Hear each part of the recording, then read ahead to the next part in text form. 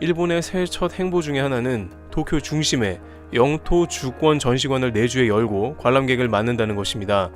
본래 이 영토 주권 전시관은 존재했습니다만 주목할 것은 기존의 전시관보다 규모를 대폭 늘린다는 것이죠.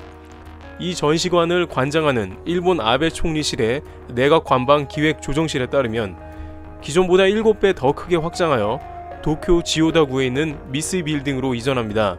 일본 정부는 한국, 중국, 러시아와 각각 영유권을 놓고 대립하는 독도, 센카쿠, 쿠릴 4개 섬이 자국 영토임을 주장하는 홍보활동 강화 목적으로 전시관을 여는 것입니다. 새해가 시작하자마자 한국, 러시아, 중국을 상대로 본격적으로 영토 주권을 주장하는 움직임을 강화한다는 뜻을 밝힌 것이죠. 이러한 내각의 움직임 때문인지 최근 실시한 유권자 대상 설문조사에서 한국, 러시아, 중국은 일본 국민에게 호감도 최하위권이었는데요. 북한, 중국, 한국, 러시아 순으로 일본의 유권자들은 영토 분쟁과 관련된 나라들을 싫어하는 것으로 나왔습니다. 일본 내각에서 지속적으로 영토 관련 이슈를 내세우니 국민 입장에서는 부정적으로 감정이 기울었다는 분석입니다. 그런데 여기서 주목할 것은 이것이 작은 규모의 전시관을 확장해서 옮기는 것에 끝나지 않는다는 점입니다. 단순히 외교적인 해법으로만 자신들의 영토 주권을 주장하겠다는 것이 아니고 군사력도 늘려보겠다는 건데요.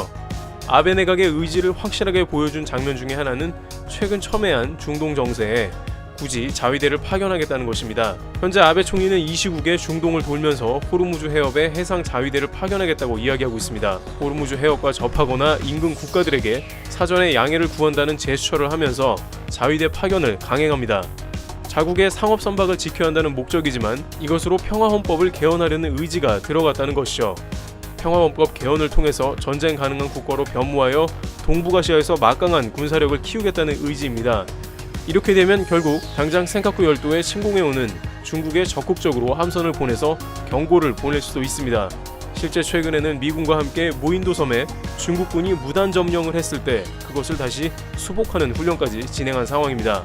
따라서 미국조차 일본이 전쟁 가능한 국가로 변하는 것이 중국과 러시아를 견제하는 수단으로 본다고 해석을 하는 것이며 평화헌법 개정을 눈감아 줄 것이라는 관측이 나옵니다.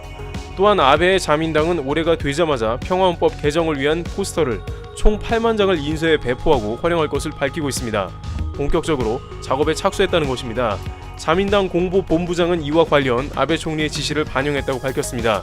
이것은 곧 일본의 전국 거리에 전시가 될 예정입니다. 일본 국민들을 설득하면서 자위대 군사력을 대폭 증강하고 유사시 무력 사용이 가능한 전쟁 가능 국가로 변모하는 것이죠. 일본 우익 관련한 매체에서도 이제 더 이상 일본은 참기 어렵고 동북아시아의 터프한 일본으로 거듭나야 한다고 주장합니다. 결국 이렇게 되면 가장 골치가 아픈 것은 한국이라는 의견도 제기되는데 러시아와 중국과는 달리 영토 주권 싸움에 있어서 가장 불리한 포지션이기 때문입니다. 즉 독도에 대한 싸움이 군사적으로 번질 가능성이 매우 높아졌다는 것입니다. 후사카 유지 교수를 비롯한 전문가들은 일본의 움직임에 대해 예의주시해야 한다고 밝히고 있습니다.